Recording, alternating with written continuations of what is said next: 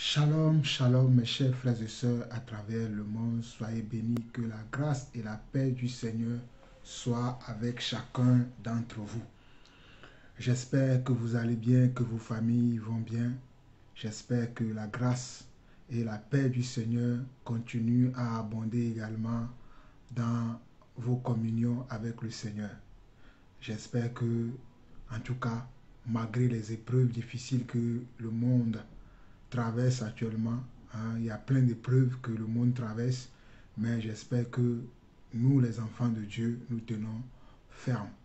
Donc, nous sommes à notre rendez-vous pour la continuité de notre enseignement sur la semence et sur la semence et sur les fruits de l'esprit que nous, en tant qu'enfants de Dieu, nous devons porter. Donc, nous avons vu la première partie dans laquelle nous avons parlé de la semence. Et nous avons vu que la semence, c'est la parole de Dieu. C'est cette semence-là à l'intérieur de nous qui va être arrosée également avec la parole de Dieu. Et qu'au temps convenable, cette parole-là va porter du fruit. Donc vraiment, nous faisons grâce et nous devons faire attention à la manière dont nous recevons et nous écoutons la parole de Dieu. Donc, dans la deuxième partie, nous avons vu que cette parole de Dieu, qui est la semence, nous avons vu certains fruits de la parole également, dont nous avons parlé des fruits des entrailles, le fruit de la terre le fruit de la terre, le fruit du travail et également le fruit de la justice. Donc, nous avons parlé des fruits des entrailles, nous avons parlé de ça. Nous avons parlé du fruit de la terre ou du fruit du sol. C'est ce que je vous l'ai dit tout à l'heure, ou le fruit du sol. Et nous avons parlé également des fruits du travail ou le fruit de la justice. Donc aujourd'hui, nous allons entamer le fruit de l'esprit. Et nous allons parler de Galates 5, 22. Nous allons voir les fruits dont Galates 5, 22 nous parle. Et aujourd'hui, nous allons voir le fruit de la patience. Et si nous avons le temps, nous allons voir peut-être le fruit de la bonté ou de la douceur aussi, selon que le Seigneur nous fera grâce. Mais si nous n'avons pas le temps, nous allons en tout cas néanmoins voir le fruit de la patience. Nous commençons par la patience parce que la patience détermine beaucoup de choses dans la vie d'un enfant de Dieu. Si nous avons la patience, nous pouvons faire beaucoup de choses. Voilà pourquoi nous allons aujourd'hui dans notre enseignement, nous nous focaliserons d'abord sur le fruit de la patience. Mais comme vous le savez, avant toute chose, nous allons prier pour remettre ce moment entre les mains du Seigneur. Éternel notre Dieu, nous voulons te bénir, nous voulons te rendre grâce. Toi qui es notre Père, toi qui es notre Dieu, toi qui es notre Seigneur, toi qui es notre Sauveur. Papa, avant toute chose, nous voulons te demander pardon. Si nous avons dû t'offenser en pensée, en parole, dans notre manière d'agir, dans notre manière de faire, si nous t'avons offensé, nous te demandons pardon. Car ce que nous voulons, c'est d'accomplir ta volonté. Ce que nous voulons, c'est de te ressembler. Ce que nous voulons, c'est de t'aimer de la même manière dont tu nous as aimés. Ce que nous voulons, c'est de faire ta volonté en toutes choses. Mais papa, parfois, nous manquons le but parce que nous demeurons impatients, nous demeurons déconcentrés sans avoir notre concentration sur toi. Mais papa, aujourd'hui, dans le nom de Jésus, je prie que tu aides chacun d'entre nous, moi le premier, à avoir les regards fixés sur toi. Toi qui suscites la foi dans notre cœur et qui l'amène à perfection. Et tu veux amener chacun d'entre nous à la perfection. Voilà pourquoi tu nous donnes ta semence qui est la parole, afin que cette parole-là puisse produire du fruit en nous. Papa, nous libérons nos cœurs, nous libérons nos pensées, nous libérons nos sentiments et nous les mettons à ta disposition afin que toi tu puisses faire ce qui te semble bon dans nos vies, papa. Ce qui est bon n'est pas en nous, mais c'est en toi qui a tout ce qui est bon. C'est dans ton esprit qui a tout ce qui est bon. Voilà pourquoi nous te demandons encore de nous remplir davantage de ton Saint-Esprit afin que le Saint-Esprit nous émonde et qu'il continue, Seigneur Dieu, à nous recadrer, à nous enseigner, à nous corriger et surtout à nous mettre sur la bonne voie et sur le chemin de l'éternité. Voilà pourquoi, Éternel notre Dieu, nous te disons merci. Merci encore pour ce moment et merci pour ton serviteur que tu vas utiliser afin qu'il puisse nous parler et nous montrer, Seigneur Dieu, ta parole. Père, que la gloire, l'honneur, la puissance te reviennent à toi et à toi seul. Au nom de Jésus-Christ, nous avons ainsi prié. Amen. Alors, mes chers frères, c'est ainsi que nous avons prié et nous allons démarrer notre enseignement, comme je l'ai dit. Nous allons démarrer l'enseignement, nous allons prendre la parole. Et comme je disais tout à l'heure, nous avons déjà vu d'autres fruits qui sont aussi de la semence, qui sont aussi de la parole de Dieu. Même si, même si ces fruits-là ne figurent pas dans les fruits de l'esprit qui sont dans le livre de Galates 5, 22, ce sont également des fruits que la semence de Dieu peut produire en nous, qui sont les fruits des entrailles, les fruits de la terre ou les fruits du sol, ou les fruits du travail, ou bien le fruit du travail, ou le fruit de la justice. Mais aujourd'hui, nous allons voir comment est-ce que le fruit, ou bien comment est-ce que le Saint-Esprit nous amène à produire du fruit et les fruits de l'esprit dont Galates parle, Galates 5, 22 parle. Parce que nous savons que dans Galates 5, 22, la Bible parle des fruits de l'esprit que nous allons... Bon, je vais lire ça rapidement pour que vous puissiez comprendre. Ben, je sais que vous comprenez déjà, hein, mais c'est juste pour que nous revenons vers ces passages-là, dans ces passages-là, pour que nous puissions voir comment le Saint-Esprit agit à l'intérieur de nous, qui sommes ses enfants, quand il vient dans notre vie. Il va produire des fruits dans notre vie. Donc, nous voyons dans Galates 5, 22 que, mais le fruit de l'esprit, c'est l'amour, c'est la joie, c'est la paix, c'est la patience, c'est la bonté, c'est la bienveillance, c'est la foi, c'est la douceur, c'est la maîtrise de soi. Ça, ce sont les fruits de l'esprit. Et ces fruits, et ce fruit de l'esprit, ou bien ces fruits que nous allons mettre en évidence dans notre vie au fur et à mesure que nous marchons avec le Seigneur, ne sont pas dans notre vie dès que nous recevons la parole de Dieu. Ne sont pas là dès que nous recevons la parole de Dieu. Mais c'est au fur et à mesure que nous recevons la parole de Dieu, qui est la sémence de Dieu, au fur et à mesure que nous recevons la parole de Dieu, qui est la sémence de Dieu, qui va produire du fruit.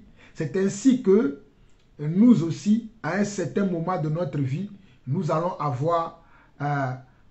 commencer à montrer ces caractères-là, ces aspects de l'esprit qui ne sont pas dans notre vie lorsque nous avons cru au Seigneur.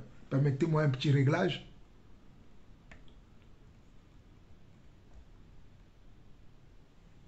Donc, comme je disais, ce sont des fruits qui ne sont pas dans notre vie lorsque nous avons cru au Seigneur, mais au fur et à mesure, ces fruits-là vont commencer à venir. Ils vont commencer à se voir dans notre vie parce que nous restons attachés à la sémence de Dieu, qui est la parole de Dieu, qui se développe dans notre vie, qui se développe dans notre cœur, qui se développe dans notre communion avec le Seigneur. Alors, mais lorsque nous croyons en Dieu, l'Esprit vient en nous et nous recevons la semence.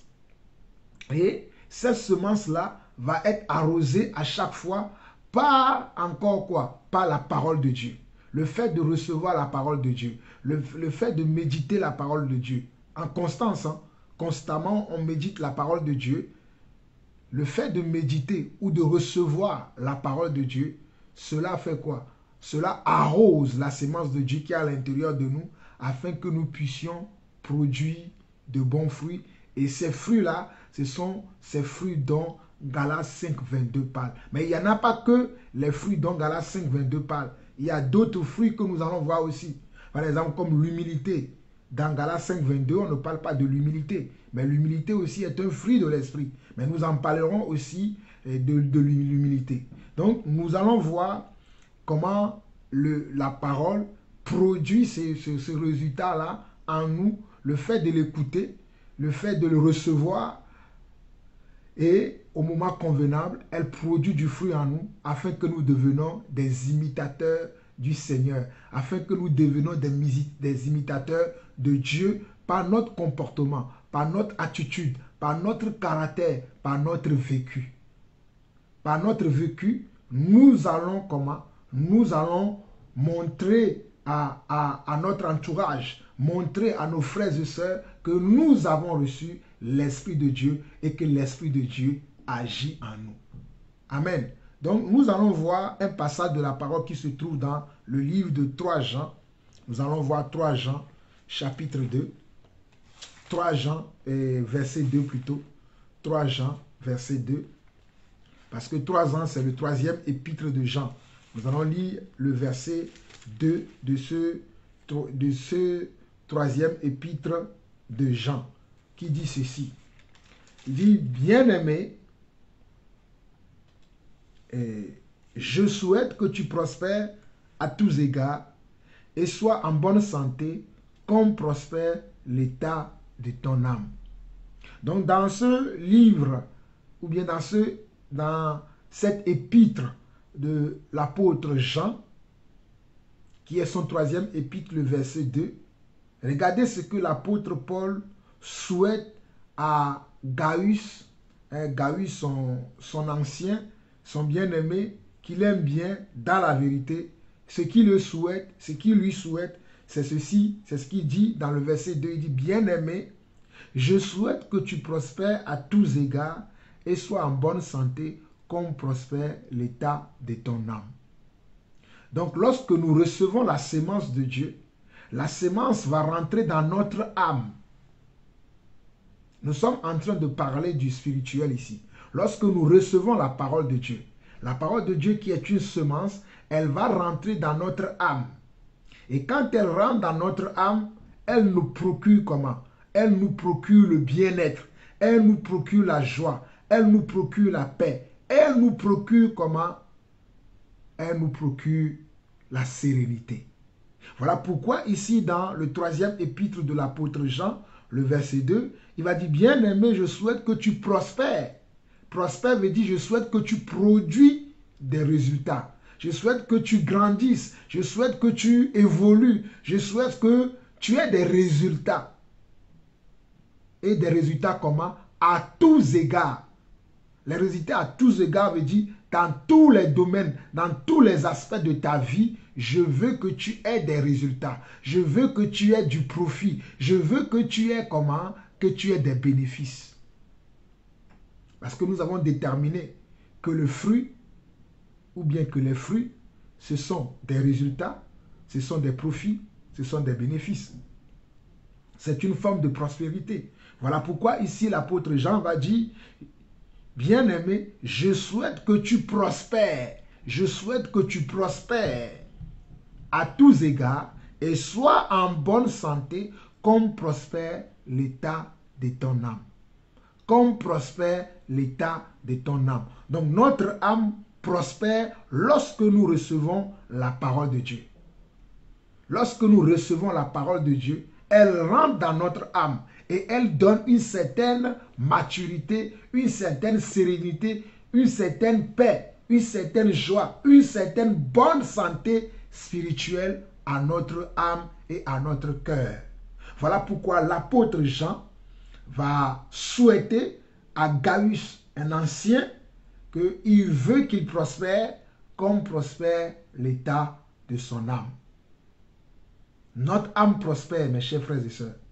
Voilà pourquoi la Bible dira dans un autre passage de 2 Corinthiens, je crois, 2 Corinthiens chapitre, j'oublie à peu près un peu le chapitre, où l'apôtre Paul disait que même si notre homme extérieur se détruit, notre homme intérieur se renouvelle. Notre homme extérieur, c'est notre apparence physique. C'est notre état que les hommes peuvent toucher. C'est notre vie physique qu'on peut voir. Mais notre homme intérieur, c'est-à-dire dans notre âme et dans notre esprit, il n'y a que les fruits de l'esprit qui peuvent montrer cela, qui peuvent exposer notre âme. Ce n'est que les fruits de l'esprit qui peuvent exposer notre âme. Voilà pourquoi l'apôtre Paul peut dire que même si notre homme extérieur s'est détruit, nous savons que notre homme intérieur se renouvelle chaque jour.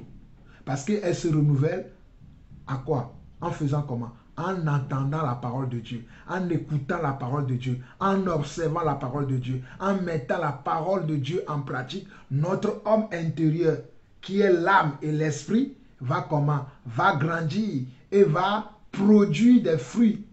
Et ce sont ces fruits-là dont nous voulons parler, ces fruits que nous retrouvons dans Galates chapitre 5, le verset 22.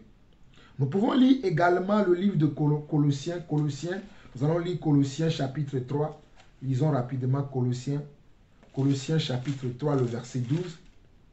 Colossiens chapitre 3, le verset 12 dit ceci. Rendez grâce au Père qui nous a rendus capables d'avoir part à l'héritage des saints dans la lumière. Dans Colossiens 3, le verset 12, la parole nous dit également que rendez grâce au Père qui nous a rendus capables d'avoir part à l'héritage des saints dans la lumière. Donc, nous pouvons rendre grâce à Dieu aussi qui nous a rendus capables d'avoir part à l'héritage des saints. L'héritage des saints, ce sont les fruits que produisent le Saint-Esprit dans notre vie.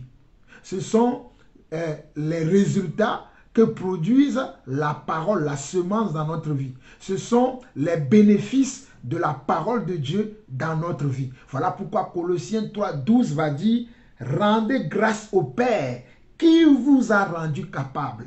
Cette capacité ne vient pas de nous-mêmes, mais elle vient du Père. Elle vient du Père et le Père, c'est aussi la parole. Voilà pourquoi il est écrit dans Jean 1, le verset 1, qu'au commencement était la parole était avec Dieu et que la parole était Dieu.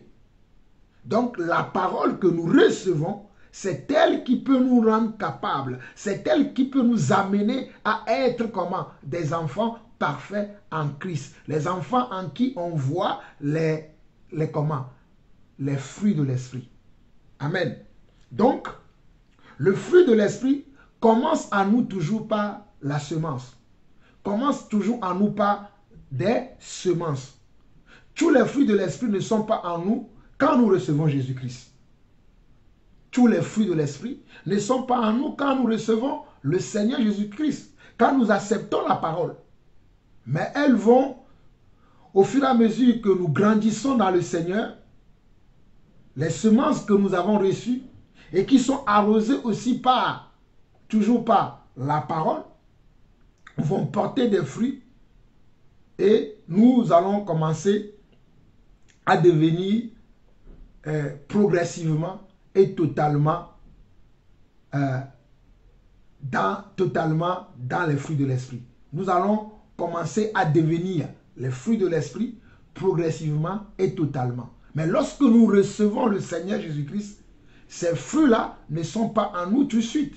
Mais au fur et à mesure que nous écoutons la parole, au fur et à mesure que nous méditons la parole, au fur et à mesure que nous nous sensibilisons, que nous nous informons, que nous nous inculquons la parole de Dieu dans notre âme et que nous l'arrosons de temps en temps avec la parole de Dieu et également avec la prière, la parole de Dieu avec la prière, progressivement, nous allons commencer à démontrer ces fruits au travers de notre comportement.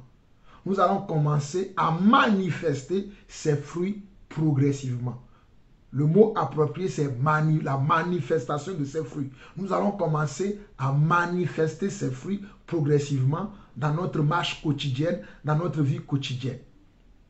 Mais, ne l'oublions pas, dès que nous recevons le Seigneur Jésus-Christ, tous ces fruits-là ne sont pas là. Mais la semence qui va faire que ces fruits vont commencer à se manifester progressivement et devenir total dans notre vie, ces semences-là vont arriver en nous au travers de la parole. Nous recevons ces semences-là au travers de la parole. que les ministres de Dieu nous enseignent. Les 5 ministères, à savoir l'apôtre, le prophète, l'évangéliste, le pasteur et l'enseignant ou le docteur. Donc, ces personnes-là, c'est eux qui donnent la semence.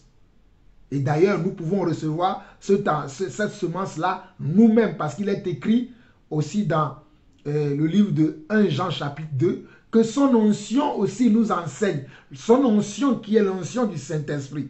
Mes chers frères, c'est très important que vous compreniez cela. Voilà pourquoi je précise bien ces choses afin que vous compreniez. Donc, dans 1 Jean, le premier épître de Jean, le chapitre 2, le chapitre 2, le verset 27, il est dit, pour vous, l'onction que vous avez reçue de lui demeure en vous et vous n'avez pas besoin qu'on vous enseigne. Mais comme son onction vous enseigne toutes choses, qu'elle est véritable et qu'elle n'est point un mensonge, demeurez en lui selon les enseignements qu'elle vous a donnés. Demeurez en lui selon les enseignements qu'elle vous a donnés. Donc l'onction de Dieu qui est le Saint-Esprit à l'intérieur de nous va nous donner des enseignements. Et ces enseignements-là vont avoir pour résultat le fruit de l'Esprit. L'onction de Dieu, le Saint-Esprit, va avoir comment? Des enseignements, va nous donner des enseignements lorsque nous méditons la parole, lorsque nous écoutons la parole, lorsque nous enseignons la parole de Dieu, lorsque nous recevons la parole de Dieu, lorsque nous sommes enseignés de la parole de Dieu. Et ces enseignements-là, c'est eux qui vont produire du fruit, c'est eux qui vont grandir en nous et qui vont donner plus tard les fruits de l'esprit que nous allons manifester progressivement et certains d'entre nous totalement. Amen. Donc, il nous faut développer le fruit de l'esprit dans notre vie. Et en ne développant pas le fruit de l'esprit en notre vie, nous sommes en train ou nous serons en train de développer le caractère de Jésus-Christ en nous, ou bien le caractère de l'esprit en nous, du Saint-Esprit en nous. Remarquez bien que on dit que les fruits de l'esprit, on ne dit pas les fruits de la chair, on ne dit pas les fruits de la, je sais pas, de la terre, mais on dit les fruits de l'esprit. Donc, si je développe le fruit de l'esprit dans ma vie, je suis en train de développer le caractère de Jésus-Christ. Je suis en train de développer le caractère de Jésus-Christ en moi. Et le caractère de Jésus-Christ, c'est le caractère de l'esprit. Donc, si le caractère de Jésus-Christ est le caractère de l'esprit, mes chers frères et sœurs, il y a des choses que les gens de ce monde considèrent comme si ces choses-là sont également le fruit de l'esprit. Par exemple, les gens vont parler de quelqu'un, ils vont dire c'est quelqu'un qui est très gentil, il est tout calme, il est tout doux, il est tout mignon. Non, mais être mignon n'est pas un fruit de l'esprit. Être gentil n'est pas un fruit de l'esprit. Écoutez-moi très bien. Être gentil n'est pas un fruit de l'esprit. Être mignon n'est pas un fruit de l'esprit. Le fruit de l'esprit, c'est quelque chose qu'on peut percevoir, qui peut changer quelqu'un, qui peut amener quelqu'un à apporter du fruit. Et il n'y a que Dieu qui donne à celui-là qui le veut et à celui-là qui appartient à Dieu. Donc, Dieu va retrancher ce qu'il y a en nous qui n'est pas de lui pour nous donner ce qu'il a. Et ce qu'il a, ce sont quoi? Ce sont les fruits de l'esprit, ou bien c'est le fruit de l'esprit. Dieu va enlever en nous ce qui ne... Dieu va nous aider à porter du fruit. Et il va nous donner ce que lui-même il a. Ce qui fait sa personnalité, il va le mettre en nous. Parce que la personnalité de l'esprit, c'est la personnalité de Jésus-Christ, c'est la personnalité de Dieu. Je dis bien la personnalité de l'esprit, c'est la personnalité de Jésus-Christ et c'est la personnalité de Dieu. Et c'est ce que Dieu va nous donner. Voilà pourquoi il va retrancher en nous tout ce qui n'est pas de lui.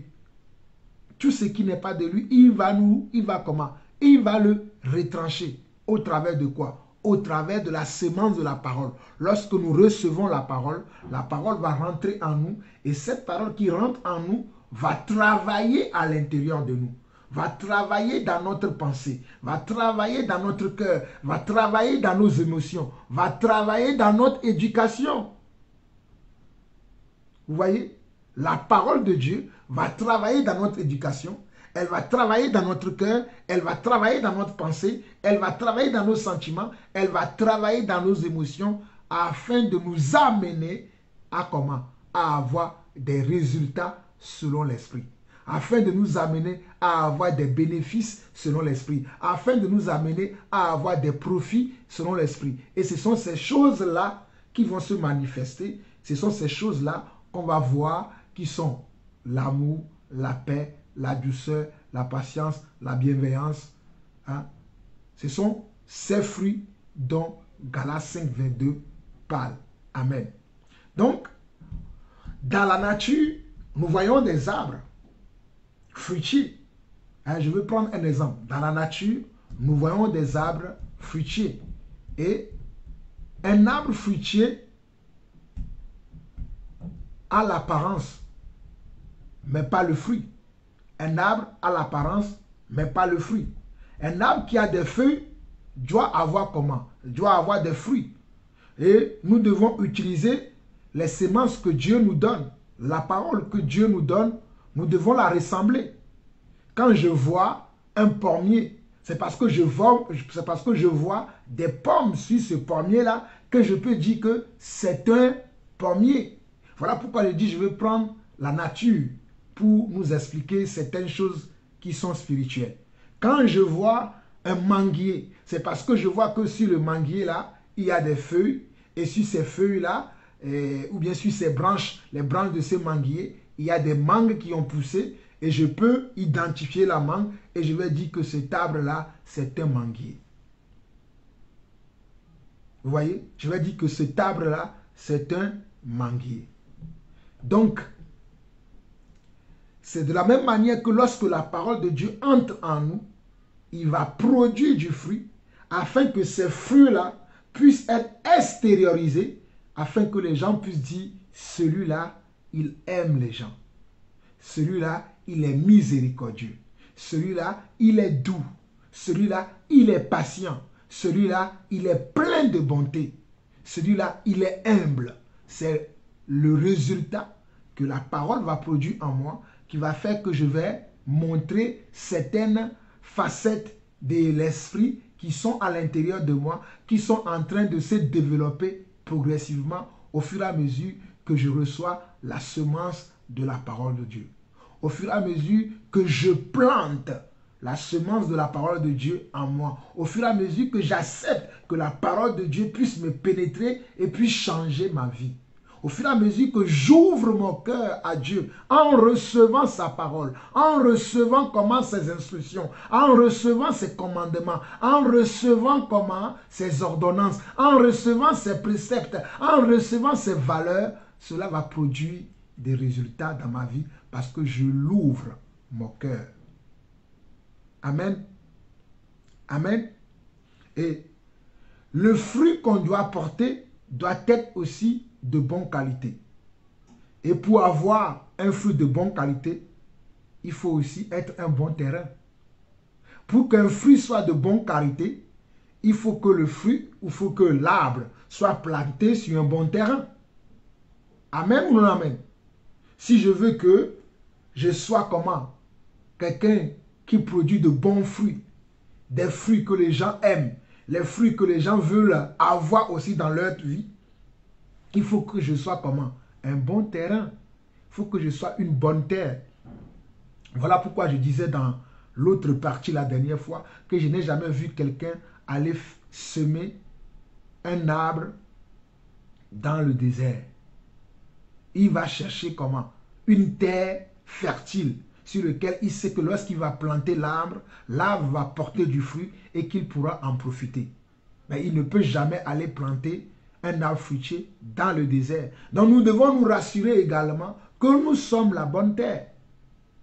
nous devons nous rassurer également que nous sommes la bonne terre. Parce que la Bible dit également dans le livre de 1 Corinthiens chapitre 15 que les mauvaises compagnies corrompent les bonnes mœurs. Je peux être la bonne terre, mais si je suis en train, de recevoir des semences des mauvaises personnes, je serai en train de me, de me tuer moi-même à petit feu sans le savoir parce que je marche avec les personnes qu'il ne faut pas. Je ne suis pas en train de dire que nous devons quitter le monde ou bien que nous devons quitter nos familles, nos amis.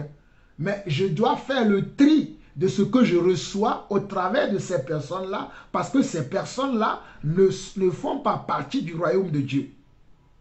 Ceux que la Bible appelle les mauvaises compagnies, c'est-à-dire ceux qui n'ont pas encore reçu la semence de la parole. Ceux qui ne sont pas encore enfants de Dieu, lorsqu'ils me parlent, lorsqu'ils me conseillent, lorsqu'ils me donnent des avis, lorsqu'ils me donnent leur point de vue, je dois ramener ça au niveau de la parole de Dieu que je reçois afin de faire un tri. Voilà pourquoi la Bible dira, examinez comment toutes choses et retenez ce qui est bon, abstenez-vous de toute espèce de mal. Parce que lorsque je reçois des paroles, lorsque j'entends des choses, lorsque je vois des choses, je dois être capable de ramener toutes ces choses-là dans le scanner de la parole de Dieu afin de choisir ce qui est bon pour moi et ne pas m'associer à n'importe quoi, ne pas accepter n'importe quoi non plus. Je ne peux accepter que ce qui est de Dieu, ce qui vient de Dieu et ce que Dieu lui-même a donné à son peuple ou bien à son église. Voilà pourquoi je dis qu'on doit être aussi de la bonne terre ou bien qu'on doit être un bon terrain. Souvenez-vous de la parabole du Seigneur parlant des terres. Il y a une partie des semences qui sont tombées sur des terres rocailleuses, d'autres sur des terres avec des épines et d'autres sur la bonne terre. Donc il y a différents types de terres aussi. Il y a différents types de terrains. Donc il y a différents types de cœurs aussi. Quel est l'état de ton cœur lorsque tu reçois la parole de Dieu? Quel est ton état? Est-ce que lorsque tu reçois la parole de Dieu, tu la reçois dans la bonne terre ou pas? Et si tu veux demeurer la bonne terre, tu dois choisir d'avoir autour de toi que ce qui va te permettre que ton cœur puisse expérimenter la parole de Dieu telle que tu la veux. Si nous prenons les agriculteurs, qu'est-ce que les agriculteurs font? Qu'est-ce que les agriculteurs font pour enrichir la terre? Ils vont mettre quoi? Ils vont mettre du fumier. Ils vont mettre du fumier dans la terre pour que la terre soit toujours une bonne terre pour faire pousser les graines ou les fruits qu'ils vont planter. Et nous, notre fumier à nous en tant qu'humains, pour que nous soyons toujours la bonne terre afin de produire des bons fruits, c'est la parole de Dieu et c'est nos frères et sœurs qui demeurent dans la parole de Dieu. Voilà pourquoi un enfant de Dieu ne peut pas avoir de relation avec n'importe qui. C'est-à-dire, quand il dit d'avoir des relations, c'est-à-dire ne pas considérer tout ce que les hommes lui disent. Tu ne peux considérer que ce que tu reçois qui est de Dieu. De la même manière que l'agriculteur ou bien celui qui fait des travaux champêtres, il vient dans son champ, il enlève les mauvaises herbes tout le temps.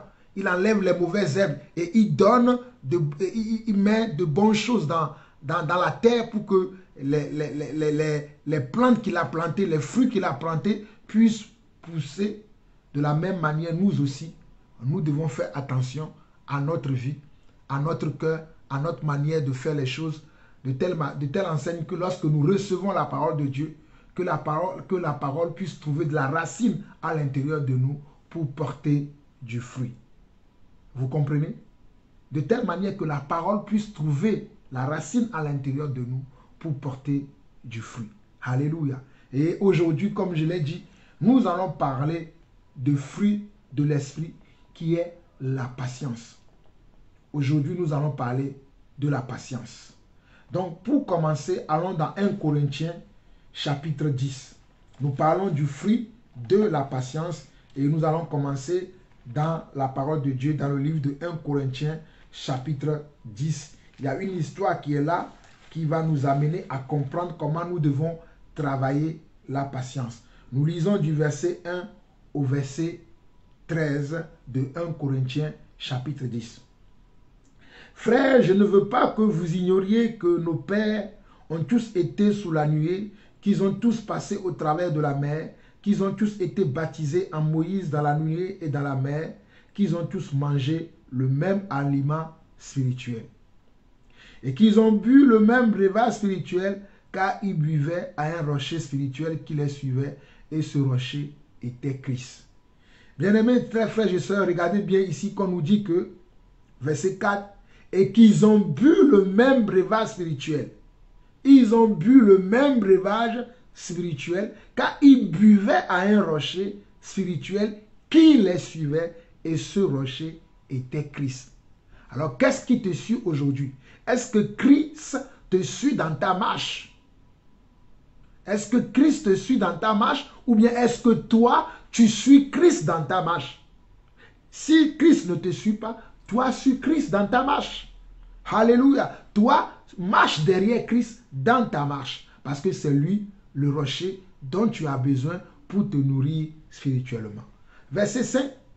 On nous dit, mais la plupart d'entre eux ne furent point agréables à Dieu, puisqu'ils périrent dans le désert. On dit, la plupart d'entre eux ne furent point agréables à Dieu, puisqu'ils périrent dans le désert. Mes chers frères et sœurs, quand nous regardons le premier verset au verset 4, on nous dit, frères, je ne veux pas que vous ignoriez que nos pères ont tous été sous la nuée. La nuée qui était comme une protection pour eux, qui les gardait, qui les préservait de l'ennemi. Qu'ils ont tous passé au travers de la mer. Ça encore, lorsque l'ennemi poursuivait le peuple d'Israël, quand Dieu voulait les séparer quand Dieu voulait mettre la séparation entre son peuple et le peuple qui le poursuivait, Dieu a ouvert la mer, ils sont rentrés par la mer, ils sont passés par la mer, et le peuple qui les poursuivait, lorsque eux ils voulaient se rentrer dans la mer comment? La mer a retrouvé sa forme et les a engloutis. Je continue. Qu'ils ont tous été baptisés en Moïse dans la nuée et dans la mer, qu'ils ont mangé le même aliment spirituel. C'est-à-dire, ils ont vu tous les miracles que Dieu a fait. Ils ont vu tout ce que Dieu a fait et ils ont participé à toutes ces choses-là. Mais on nous dit au verset 5, mais la plupart d'entre eux ne furent point agréables à Dieu, puisqu'ils périrent dans le désert. La plupart d'entre eux, la plupart, mes chers frères et sœurs, regardez bien, on dit, la plupart d'entre eux ne furent point agréables à Dieu, puisqu'ils périrent dans le désert. Selon vous, qu'est-ce qui a fait que ces gens-là n'ont pas été agréables à Dieu? C'est parce qu'ils se sont détournés de Dieu. Ils n'ont pas été patients dans les épreuves. Dans les épreuves qu'ils traversaient, lorsqu'ils sont passés par la nuée, ils sont passés par la mer, et ils étaient en chemin pour rentrer sur la terre promise, ils n'étaient pas patients. Ils étaient pressés. Ils voulaient expérimenter certaines choses tout de suite et maintenant même, sans avoir à attendre le temps de Dieu, sans avoir à attendre que la semence que Dieu a placée dans leur vie, cette semence-là puisse porter leurs fruits à leur temps. Ils étaient pressés. Regardez, la suite le dit, hein, verset 6 au verset 13 où nous allons nous arrêter. On nous dit, oh, ces choses sont arrivées pour nous servir d'exemple, afin que nous n'ayons pas de mauvais désirs comme ils en ont eu. Qu'est-ce qui fait que quelqu'un va avoir un mauvais désir? Celui qui est pressé d'obtenir des résultats tout de suite, il va avoir des mauvais désirs. Celui qui est pressé dans la vie, celui qui est pressé pour obtenir peut-être quelque chose, quelqu'un qui est pressé de se marier, va parfois se marier avec la mauvaise personne parce qu'il est pressé. Parce qu'il est pressé. Quelqu'un qui est pressé de travailler va travailler n'importe où, faire des compromis même parce qu'il est pressé de gagner de l'argent. C'est un exemple. Donc on nous dit, oh, ces choses sont arrivées pour servir d'exemple afin que nous n'ayons pas de mauvais désirs comme ils en ont eu. Ne devenons point idolâtres comme quelques-uns d'entre eux, selon qu'il est écrit, le peuple s'assit pour manger et pour boire, puis se levèrent pour se divertir. Ne nous livrons point à la débauche, comme quelques-uns d'entre eux s'y livraient, de sorte qu'il en tombèrent 23 000 en un seul jour. Ne tentons point le Seigneur comme le tentèrent quelques-uns d'entre eux qui périrent par les serpents. Ne murmurez point comme murmuraient quelques-uns d'entre eux qui périrent par l'exterminateur. Voici les choses qui se sont arrivées. Lorsqu'on n'est pas dans la patience, on va murmurer. Lorsqu'on n'est pas dans la patience, on va se livrer au penchant de nos cœurs. Lorsque nous ne sommes pas patients, lorsque nous n'avons pas développé le fruit de la patience en nous, nous allons nous livrer au penchant de nos cœurs. Nous allons nous livrer aux vices qui sont encore en nous. Ne laissons pas le temps à la sémence de Dieu de produire du fruit en nous. Verset 11, on nous dit, ces choses leur sont arrivées pour servir d'exemple et elles ont été écrites pour notre instruction à nous qui sommes parvenus à la fin des siècles. Ainsi donc que celui qui croit être debout prenne garde de tomber. Ainsi, regardez bien, ainsi donc que celui qui croit être debout prenne garde de tomber. Aucune tentation ne vous est survenue qui n'ait été humaine. Regardez. Aucune tentation veut dire aucune épreuve ne vous est survenue qui est d'une nature humaine, et Dieu qui est fidèle ne permettra pas que vous soyez tentés ou éprouvés au-delà de vos forces. Mais avec l'épreuve ou avec la tentation, il préparera aussi le moyen d'en sortir afin que vous puissiez la supporter. Vous voyez, aucune épreuve ne pourra nous arriver qui ne sera pas à notre portée, qui ne sera pas à notre force, qui va dépasser notre capacité, qui va dépasser notre force. Non. S'il y a une tentation, s'il y a une épreuve, s'il y a une situation, s'il y a une difficulté que nous devons rencontrer et que nous rencontrons d'ailleurs, cela veut dire que cette épreuve-là, cette situation-là, ce problème-là, nous avons les substances nécessaires pour pouvoir affronter ce problème, pour pouvoir affronter cette épreuve, pour pouvoir vivre dans cette situation. Mais lorsqu'on n'a pas la patience, qu'est-ce qu'on va faire? Lorsqu'on n'a pas la patience, qu'est-ce qu'on va faire? On va être pressé. On va être comment? Pressé. On va sauter dans tout et n'importe quoi parce qu'on n'a pas de la patience. On veut un résultat tout de suite. On veut voir le fruit tout de suite. Alors qu'il y a des choses, c'est avec le temps que ça va venir. Il y a des choses, c'est avec le temps.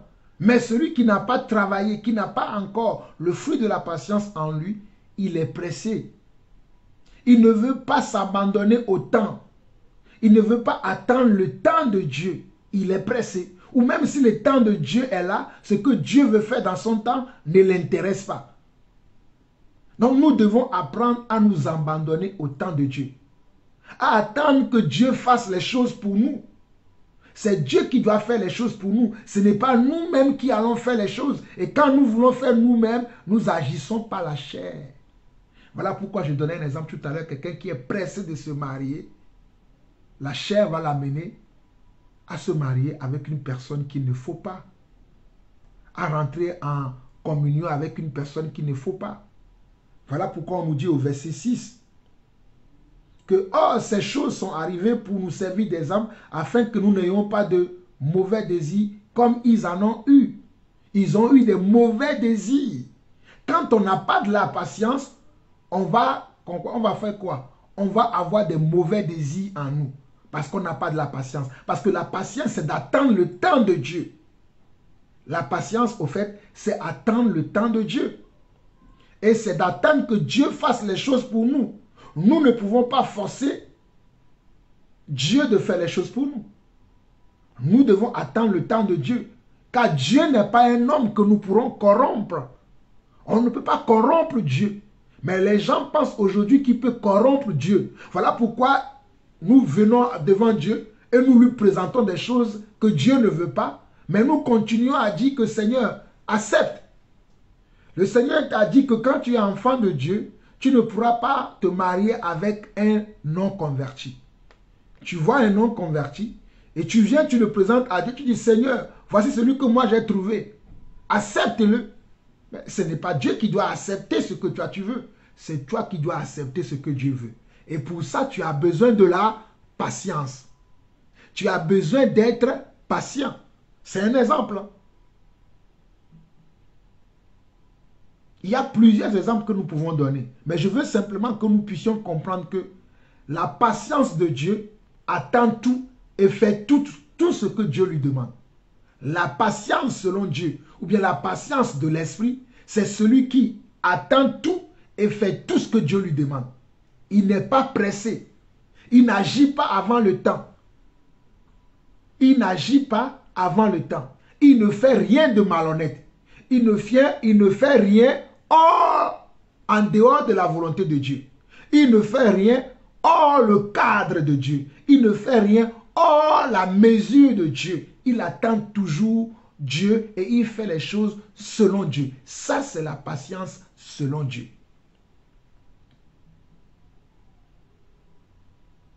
Et la patience, une des choses que nous devons aussi savoir et connaître de la patience, c'est que la patience, ce n'est pas simplement le fait d'attendre, mais c'est la manière dont tu attends.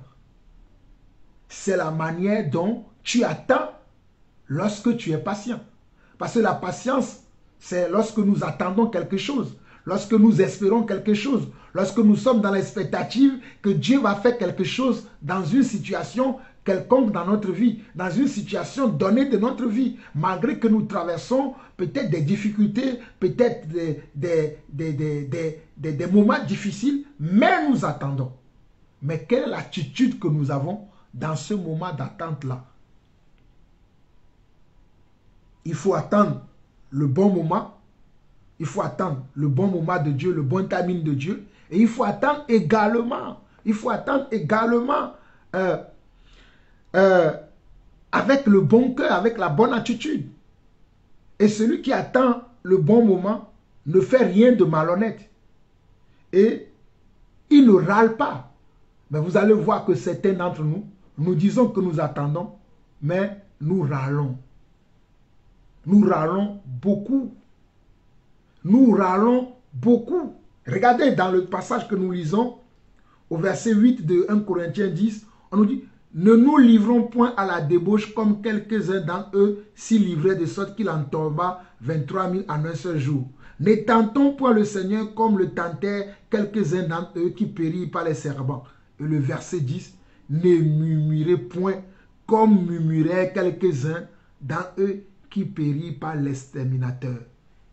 Les murmures, c'est, si je veux parler dans un thème terre à terre de nos jours, c'est le fait de se râler, le fait de râler. Les murmures constituent comment? Quand nous râlons, quand nous sommes là, mais Seigneur, pourquoi tu permets telle chose m'arrive? Seigneur, mais pourquoi tu permets que cette chose m'arrive? Seigneur, pourquoi tu permets que ça m'arrive? Seigneur, pourquoi je suis dans telle situation? Seigneur, pourquoi ça m'arrive?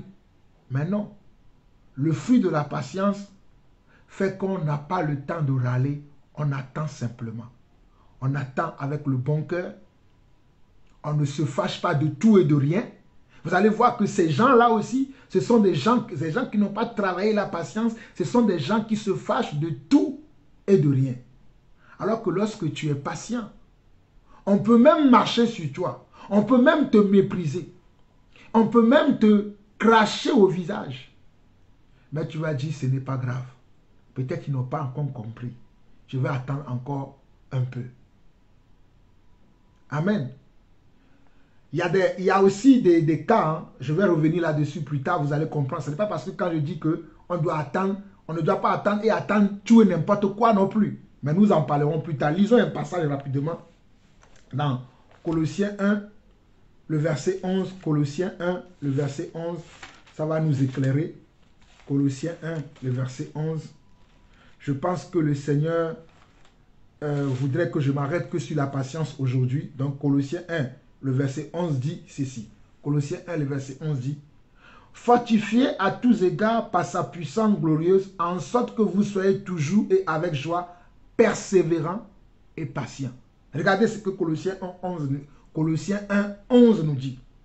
Fortifié à tous égards par sa puissance glorieuse, en sorte que vous soyez toujours et avec joie, persévérants et patients. Donc, la sémence de Dieu va me fortifier à tous égards par la puissance glorieuse qui est dans la parole. En sorte que je sois toujours avec joie, persévérant et patient. Vous allez voir que ceux-là qui ne sont pas patients, qui sont impatients, n'ont pas la joie.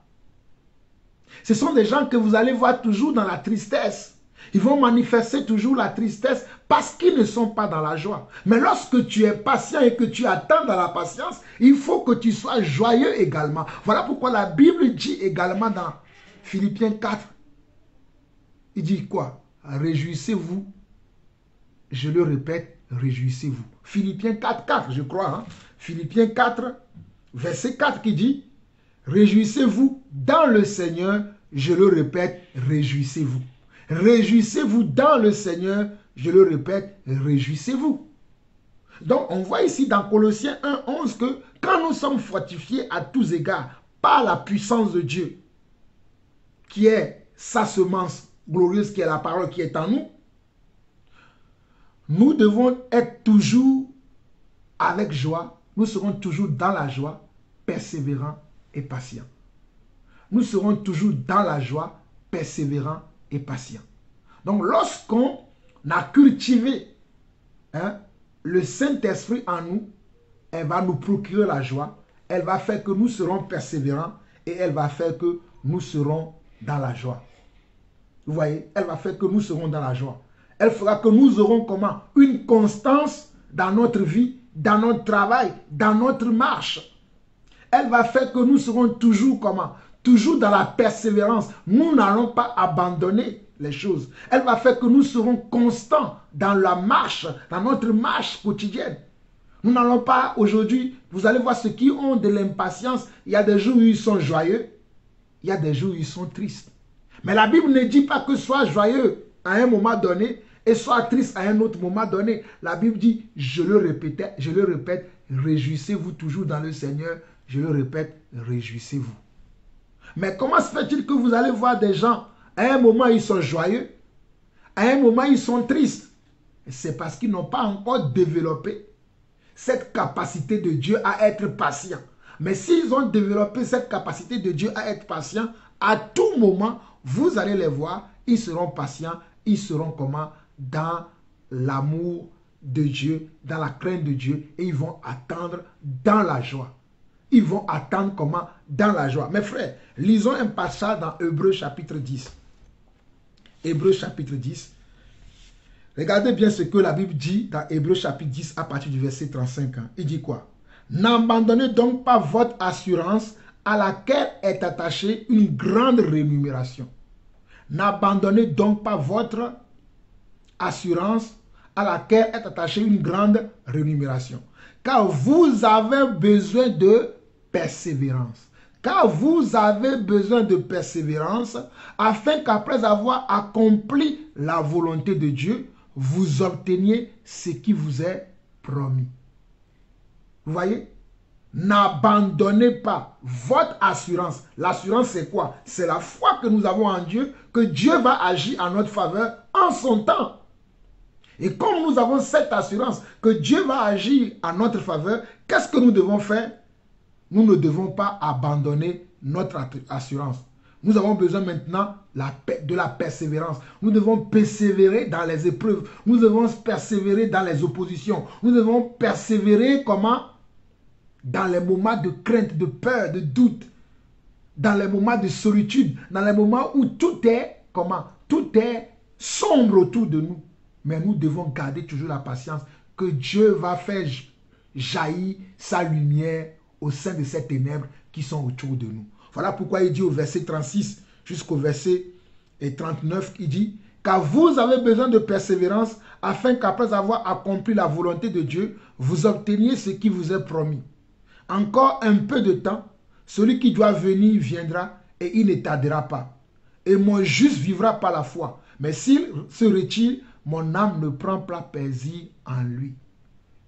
Il dit, mon juste vivra par la foi. Mais s'il se retire, mon âme ne prend pas plaisir en lui. Nous ne sommes pas de ceux qui se retirent pour se perdre, mais de ceux qui ont la foi pour sauver leur âme. Mais regardez bien le verset 37 qui dit, encore un peu de temps, celui qui doit venir viendra et il ne tardera pas. Nous devons apprendre à attendre le temps.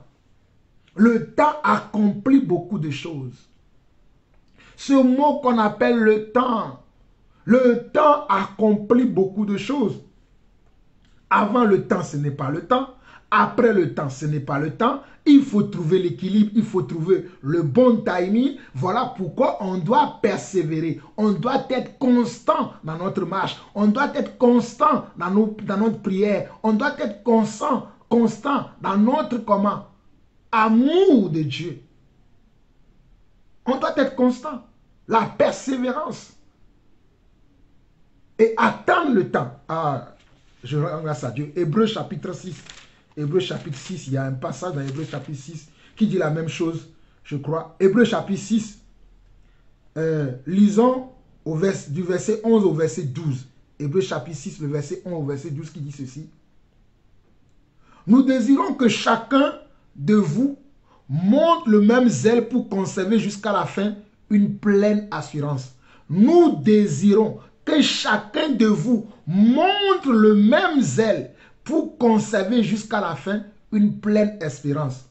Regardez le verset 12.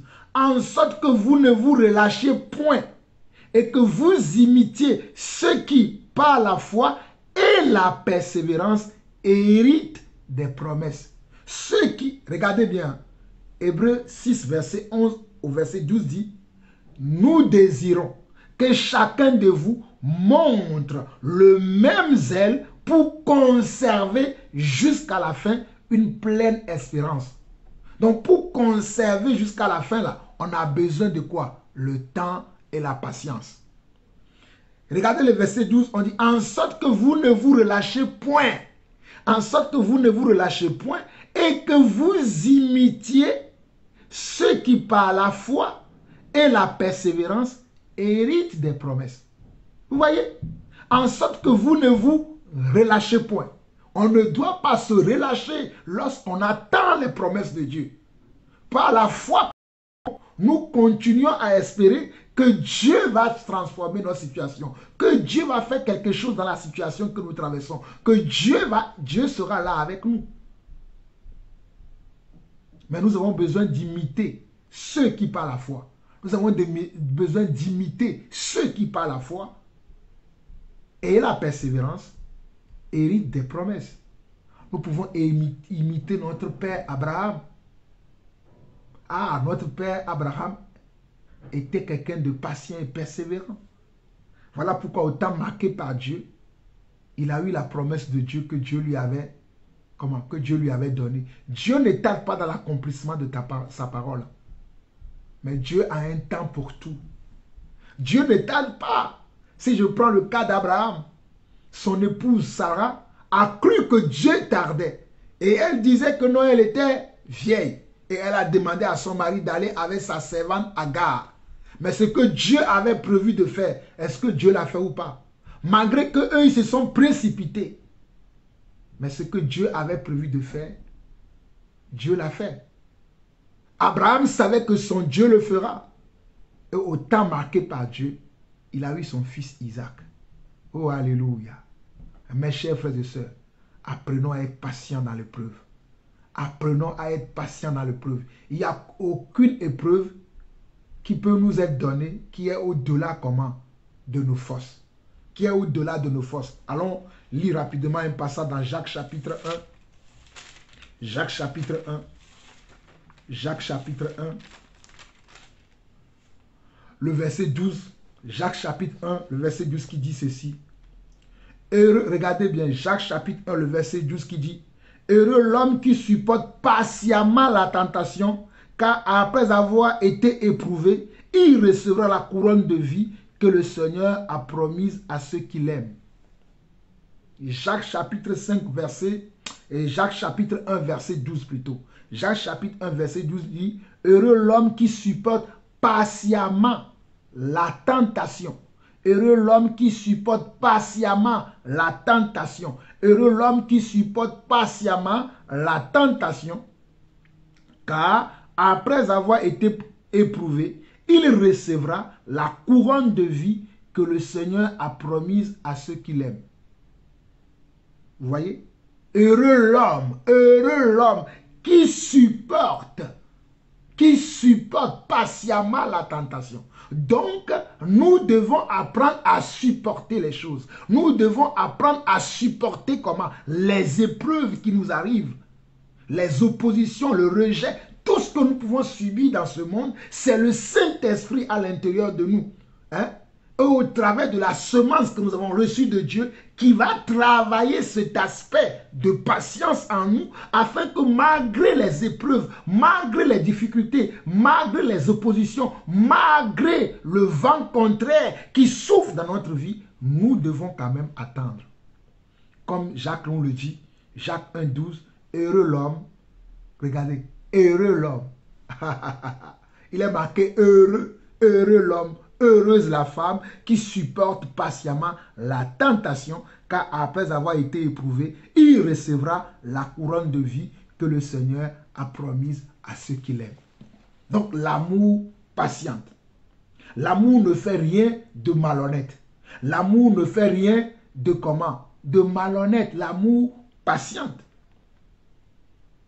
Hein? Et la patience, c'est d'attendre aussi dans la persévérance, pour obtenir des meilleurs résultats.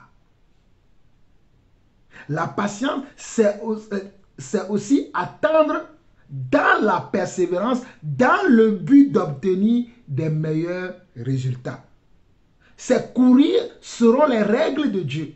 C'est faire les choses selon les règles de Dieu. C'est faire les choses selon la volonté de Dieu. Et la persévérance nous fait gagner les promesses de Dieu. La persévérance, lorsque nous persévérons là, ça nous fait gagner les promesses de Dieu. La patience attend et travaille comment? Dans la constance pour obtenir les promesses de Dieu. Pour obtenir quoi? Les promesses de Dieu. Pour obtenir comment? Les promesses de Dieu. Voilà pourquoi Paul dira dans 2 Timothée 3, le verset 10, 2 Timothée 3, le verset 10, Paul va conseiller Timothée, qui est son jeune frère dans la foi. Paul va le conseiller à suivre sa vie, à avoir sa vie comme un modèle. Quand vous regardez 2 Timothée 3, verset 10, Paul dira à Timothée, pour toi, tu as suivi de près mon enseignement, ma conduite, mes projets, ma foi, ma douceur, mon amour, ma constance. Ma constance. Regardez, il dit, pour toi, tu as suivi de près, 2 Timothée 3, verset 10, hein, pour toi, tu as suivi de près mon enseignement, ma conduite, mes projets, ma foi, ma douceur, mon amour, ma constance. Donc, la patience travaille aussi la constance. La patience attend et travaille également dans la constance. Et la patience, c'est aussi de se presser vers le but. Hein? La patience, tu es patient, mais tu es pressé d'aller vers le but pour lequel tu es patient. Non seulement tu es patient, mais il y a une autre partie de toi qui est pressée d'aller vers le but pour lequel tu es patient. C'est pour cela que nous devons crucifier notre chair et marcher en esprit. Car le fruit de l'esprit, dans la vie d'une personne, prouve qu'elle est proche de Dieu et c'est le résultat de sa communion avec l'Esprit de Dieu. C'est le résultat de sa communion avec l'Esprit de Dieu. Et tu es là, mais tu te presses vers le but. Tu te presses vers le but pour lequel tu es dans la patience. Parce que Philippiens 3,12, Paul nous dira, encore dans Philippiens, allons lire ça, Philippiens 3,12, Philippiens chapitre 3, le verset 12. L'apôtre Paul nous dira, ce n'est pas que j'ai déjà atteint, ce n'est pas que j'ai déjà remporté le prix, ou que j'ai déjà atteint la perfection. Mais je cours pour tâcher de le saisir, puisque moi aussi, j'ai été saisi par Jésus-Christ. Regardez ce que Paul dit. Ce n'est pas que j'ai déjà remporté le prix, ou que j'ai déjà atteint la perfection, mais je cours pour tâcher de le saisir, puisque moi aussi, j'ai été saisi par Jésus-Christ. Donc, la patience, c'est aussi se presser vers le but. C'est pour cela que je dis, quand tu es patient, ce n'est pas que tu attends les bras croisés. Tu attends, oh, qu'advienne que pourra. Mais tu es dans l'attente, mais tu as des manifestations dans cette attente-là. Tu as des désirs dans cette attente que tu dois accomplir. Tu as des choses, tu as des choix, tu as des décisions que tu dois prendre. Tu as une manière de marcher que tu dois prendre en étant dans la persévérance. En étant dans la persévérance. Et nous devons comprendre aussi que dans ce moment d'attente-là, nous devons continuer à écouter comment? La parole de Dieu. Nous devons continuer à écouter la parole de Dieu. Car la parole de Dieu va arroser les semences de Dieu qui sont en nous. Et ces semences de Dieu qui sont en nous vont produire des fruits plus tard. Ou bien, lorsque nous sommes dans ce temps d'attente, de patience-là, où nous attendons le temps de Dieu et que nous continuons à écouter la parole de Dieu, à méditer la parole de Dieu, elle va arroser ce qui est marqué en nous afin que ça puisse produire du fruit. Hein? Afin que ça puisse produire du fruit au meilleur moment, qui est le temps de la récolte. Ce n'est pas parce que j'attends que je n'ai plus besoin de prier. Ce n'est pas parce que j'attends que je n'ai plus besoin de méditer la parole. Ce n'est pas parce que j'attends que je n'ai plus besoin d'écouter les enseignements. Ce n'est pas parce que j'attends que je n'ai plus besoin de demander des choses à Dieu. Je demande, je cherche. Voilà pourquoi Dieu dit, demandez et l'on vous donnera. Cherchez et vous trouverez. Frappez et l'on vous ouvrira. Il est bien vrai que j'attends, je suis patient. Ce que j'attends, je ne l'ai pas encore obtenu, mais je continue à alimenter mon esprit, à nourrir mon âme de la pensée de Dieu, de la parole, parce que la pensée de Dieu, c'est la parole de Dieu. Voilà pourquoi je dois continuer à alimenter ma pensée, mon cœur, mon âme de la parole de Dieu. Et c'est la patience qui nous donne la capacité. C'est la patience qui nous donne cette capacité à supporter les épreuves. Voilà pourquoi Jacques 1,12 dit « Heureux l'homme qui supporte patiemment les tentations ». Et c'est comme je l'ai dit, c'est la patience là qui nous aide à supporter les épreuves. Hein? Elle nous permet de passer par des moments difficiles. La patience nous permet de passer par des moments difficiles afin d'attendre les promesses de Dieu. C'est ça la patience. Quand tu es patient selon Dieu, ça va te permettre de passer par des moments de turbulence, des moments de difficultés horribles. Mais le but est que quoi? Est que tu attends ce que Dieu t'a promis. Parce que toi-même, tu te promets à toi-même, mais ce que Dieu t'a promis. Sinon, tu vas attendre pour rien, si c'est ce que toi-même tu attends. Mais si c'est une promesse de Dieu, attends-la, elle s'accomplira certainement. Habakkuk 3. Oh, alléluia. C'est une prophétie dont le temps est fixé. Si elle tarde, toi, attends-la, elle s'accomplira certainement. Ne sois pas pressé. Ne rentre pas des compromis par-ci et par-là. Ne fais pas de la corruption. Ne va pas chercher à corrompre Dieu. Car Dieu n'a pas un homme pour se repentir, ni un fils d'homme pour se... Dieu n'est pas un homme pour mentir, ni un fils d'homme pour se repentir. On ne peut pas le corrompre. Alléluia. Et la patience nous permet vraiment d'attendre les promesses de Dieu. Elle permet de nous retenir. La patience permet de nous retenir aussi dans les moments où nous sommes provoqués, dans les provocations. C'est la patience aussi qui va te permettre de te retenir lorsque tu es provoqué. Lorsque quelqu'un te provoque, on t'incite à faire quelque chose que tu n'as pas envie de faire. Qu'est-ce qui va te garder? La patience. Oh, alléluia. Tu es provoqué Hein, on t'incite à faire quelque chose. On sait que il est trop calme en ce moment-là. On va essayer de faire quelque chose pour le faire sortir de cette patience-là. Il est trop patient, il est trop calme. Il ne dit rien, mais on va le provoquer. Regardez comment on a provoqué le Seigneur Jésus. À plusieurs occasions, on a provoqué le Seigneur Jésus. Mais le Seigneur Jésus a su attendre son temps pour accomplir la volonté de Dieu. Regardez comment et qu'est-ce qui les provoquait? Les enfants de Dieu, hein, les sacrificateurs, les souverains sacrificateurs provoquaient le Seigneur Jésus. Parfois même, quand Dieu veut travailler la patience en nous, il peut utiliser même nos frères et sœurs. Il peut utiliser nos frères et sœurs pour que nous puissions travailler cet aspect, ce fruit de l'esprit qui est la patience en nous. Voilà pourquoi je dis que c'est la patience qui fait que nous nous retenons pendant que nous sommes provoqués.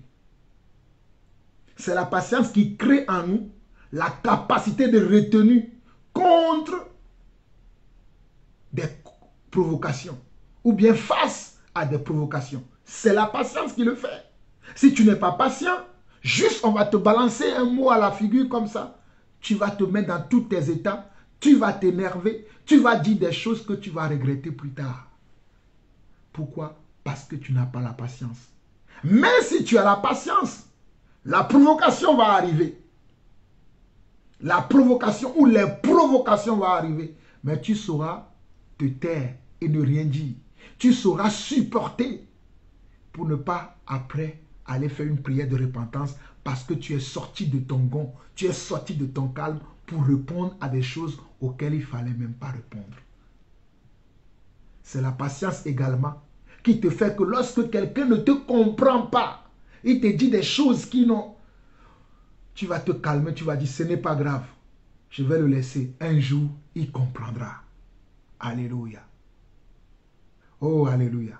La patience, c'est ce que Dieu va travailler en notre faveur.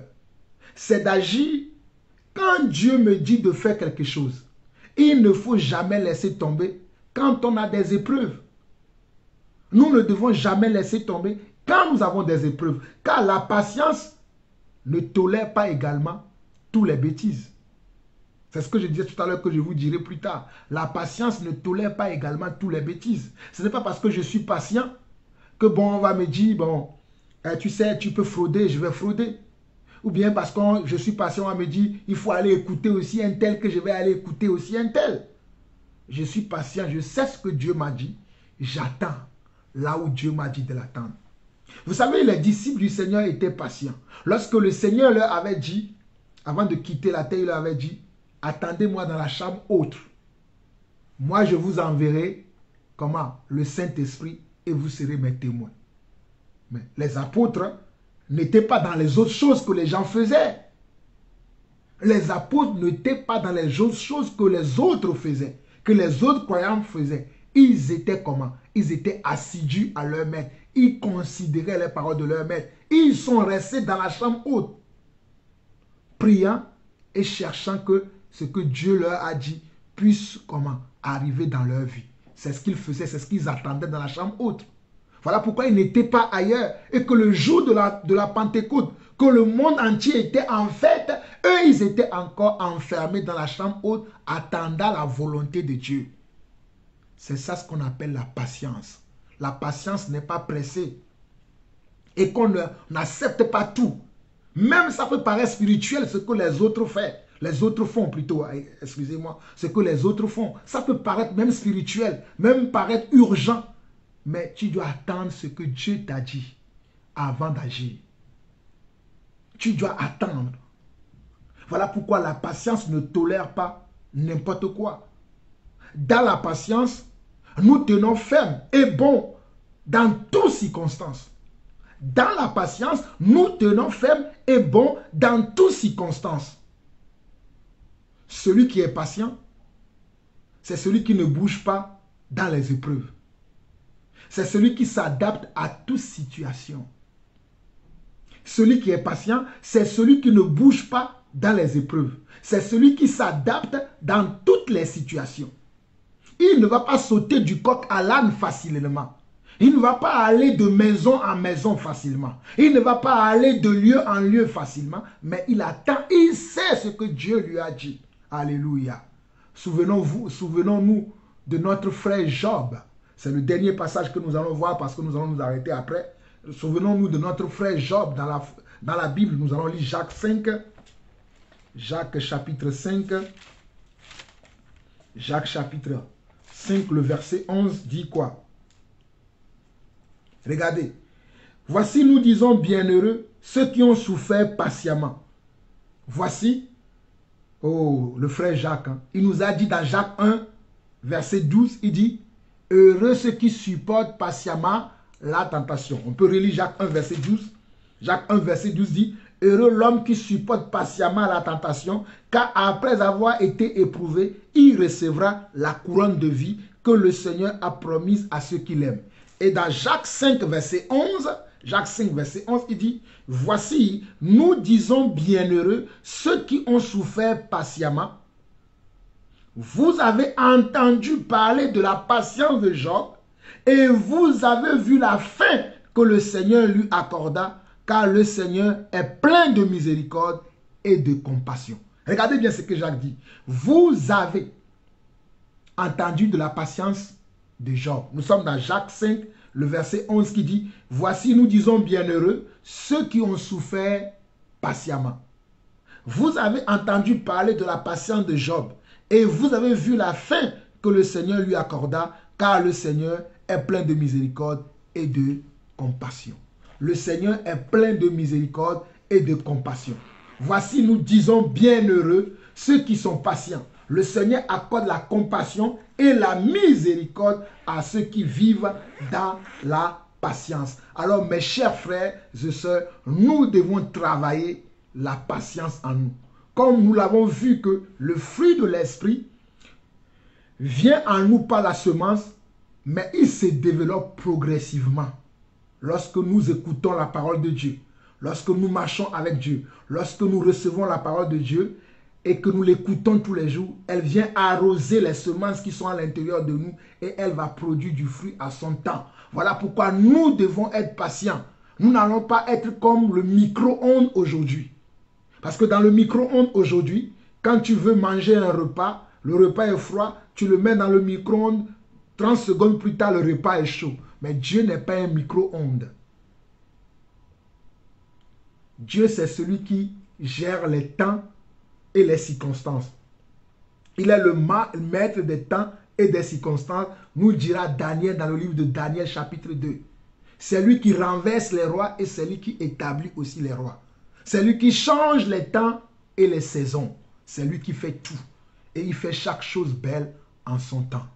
Alors nous devons travailler la patience de Dieu à l'intérieur de nous. Oh, je sais que c'est très difficile. Mais nous sommes capables de le faire. Si nous avons l'Esprit de Dieu en nous, si nous nous soumettons à l'Esprit de Dieu qui est en nous, nous verrons que le fruit de la patience va se manifester à un moment à l'autre dans notre vie. Parce que nous avons appris à supporter la tentation, à supporter les épreuves, à supporter les provocations également. Nous aurons appris à supporter la tentation, à supporter les épreuves, à supporter les quand dira-t-on, les quand passera-t-on. Les quand jugera-t-on des uns et des autres? Souvenez-vous de Job. Lorsque Job était dans les épreuves, ses frères le jugeaient. Ses frères le jugeaient. Mais Job ne s'arrêtait pas à leur jugement. Il s'adaptait à toute situation. Apprenons également à nous adapter à toute situation. Des gens peuvent te juger, mais ils ne sont pas dans tes bottes. Ils ne savent pas ce que tu vis réellement. Ils peuvent parler de toi en bien ou en mal, mais ils ne savent pas ce que tu vis réellement. C'est très facile de parler de quelque chose que tu ne vis pas, que tu ne sens pas. Mais c'est que la personne qui passe par ce moment-là, qui sait de quoi il souffre. Alors mon frère, alors ma soeur, restons fidèles à Dieu, restons focalisés sur le Seigneur, restons attachés sur le Seigneur et prenons courage, sachant que la patience, c'est ce que Dieu va faire à ma faveur.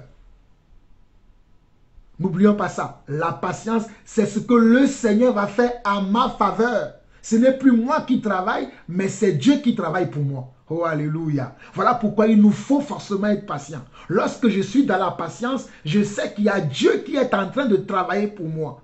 Certes, je suis dans les épreuves, je suis dans des situations difficiles, mais dans ces situations-là, il y a quelqu'un qui est en train de prendre soin de moi, il y a quelqu'un qui est en train de combattre pour moi, afin de m'amener des meilleurs résultats, afin de m'amener à ses promesses. Alléluia. J'espère que vous avez compris.